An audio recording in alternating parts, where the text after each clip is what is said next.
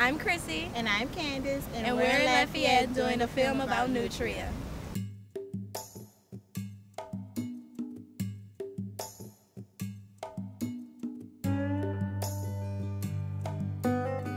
We heard Nutria were causing big problems in Louisiana wetlands. So we went to the National Wetlands Research Center to ask Jacoby Carter, an expert on the matter, for some facts. We began by asking him to describe a nutria to us. If I had to describe them, think of a fat rat about this long. It has a naked tail, it has webbed feet, and it has two big orange teeth in the front of its mouth, big and orange incisors. They tend to have no real neck, they just shoulders straight to heads, and their face isn't quite as narrow as a rat's, it's kind of blunt-ended. That's the best way to describe one that I can think of.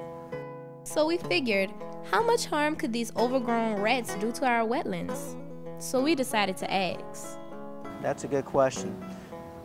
It's if you have too many cows in the field, those cows can overgraze that field, and so instead of having a lot of grass in that field, you have nothing but bare field.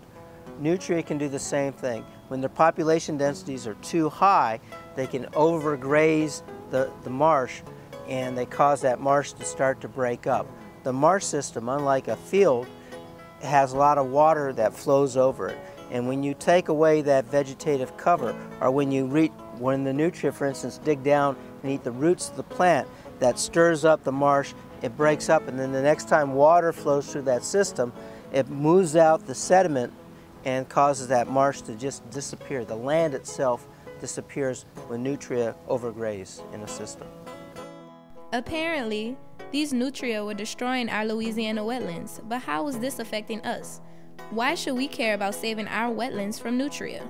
There are two reasons for trying to conserve wetlands, and I would say they fall into either the aesthetic and the utilitarian. The aesthetic being they're just beautiful in their own right, and we just want to keep that natural beauty in the system around. The utilitarian is that the benefits they provide for people. For example, they can reduce the impact of a storm surge during a hurricane, and they provide places for the fish and the shrimp that we like to eat to breed. They provide habitat for birds that we may want to hunt, like ducks. Jacoby said the nutria were an invasive species and that they had no predators in Louisiana, allowing them to overpopulate.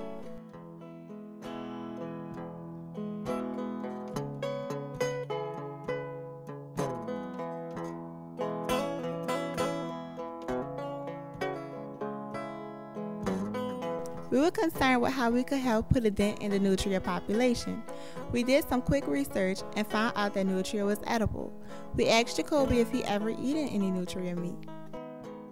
I have eaten them, mostly as nutria jerky or nutria sausage, but they're quite tasty. After Jacoby reassured us that nutria was delicious and we knew it would decrease the population, we found a world-renowned chef to prepare us a meal of nutria. Well, actually, I was approached by the State Wildlife and Fishery. I'm a consultant for the federal government and the state government in a lot of different ways. And they were thinking about promoting the nutria meat for human consumption.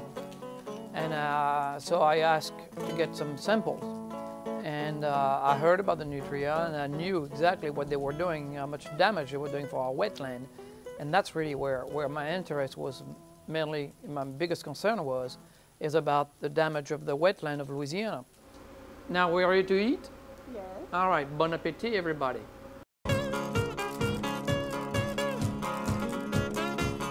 Okay, we'll admit, we were squeamish and had butterflies at first, but once we took a bite of the nutria, we decided. No, it's the only bone. All the meat. The only bone is going to be in your gumbo. I swear to God, it's really good. Oh, it's really good. Yeah, like, whoa! Wow! Damn.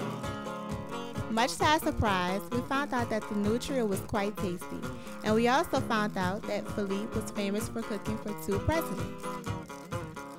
So we wanted to take a picture with him exactly how he took it with George H.W. Bush.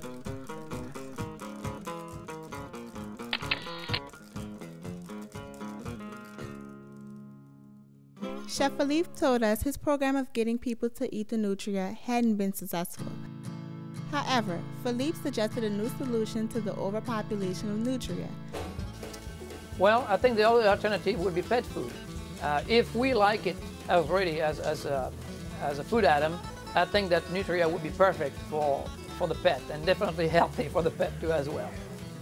So thanks to Philippe, we found the most innovative and cost-effective way to decrease the population of nutria. We'll be starting our pet food company right away.